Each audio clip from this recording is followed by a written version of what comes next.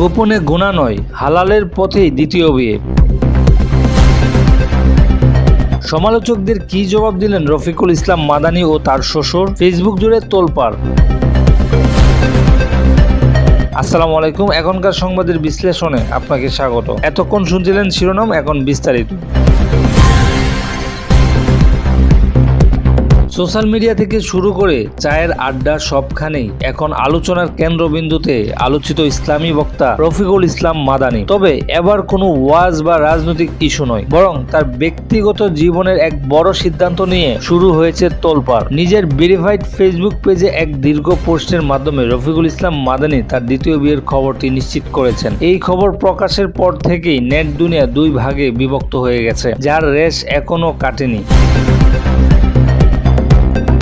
রফিকুল ইসলাম মাদানী তার ফেসবুক পোস্টে জানিয়েছেন, গুনাহ থেকে বাঁচতে এবং হালালের পথে থাকতেই তিনি জীবনের এই সব থেকে কঠিন সিদ্ধান্তটি নিয়েছেন। তিনি স্পষ্ট ভাষায় লিখেছেন, আমি আমার আল্লাহকে ভয় করি এবং গুনাহ থেকে বেঁচে থাকতে চাই। এই সমাজে কত মানুষ বিবাহিত হয়েও গোপনে হারাম সম্পর্কে জড়িয়ে পড়ে, আমি সেই পথে হাঁটতে চাইনি। তিনি আরো যোগ করেছেন যে নিজেকে কোনো হোটেল, পার্ক বা অন্ধকার গলিতে খুঁজে পাওয়ার চেয়ে আল্লাহর বিধান মেনে হালাল পথে থাকাটাই তিনি শ্রেয় মনে করেছেন। যদিও তিনি স্বীকার করেছেন এই সিদ্ধান্তে তার প্রথম স্ত্রীর মনে কষ্ট লেগেছে, তবুও তিনি আল্লাহর কাছে ধৈর্য ও ইনসাফ করার তৌফিক চেয়েছেন। মাদানীর এই বিয়ে নিয়ে যখন সমালোচনার ঝড় বইছে, তখন ময়দানে নামলেন তার নতুন শ্বশুর, বিশিষ্ট আলেম হাফেজ ইমামউদ্দিন। তিনি সমালোচকদের উদ্দেশ্যে ফেসবুকের মাধ্যমে এক কড়া জবাব দিয়েছেন। তিনি জানিয়েছেন, এই বিয়ে কোনো আবেগের বশবর্তী হয়ে নয়, বরং শরীয়ত সম্মতভাবেই সম্পন্ন হয়েছে। তিনি সমালোচকদের উদ্দেশ্যে চ্যালেঞ্জ ছুড়ে দিয়ে বলেছেন যে যারা না জেনে অন্যের ব্যক্তিগত জীবন নিয়ে নোংরা অপপ্রচারে লিপ্ত, তারা মূলত নিজেদের আমলকে নষ্ট করছেন। তিনি আরো জানান, রফিকুল ইসলাম মাদানী একজন শরীয়ত মেনে চলা মানুষ হিসেবেই এই সুন্নাহ পালনের সিদ্ধান্ত নিয়েছেন।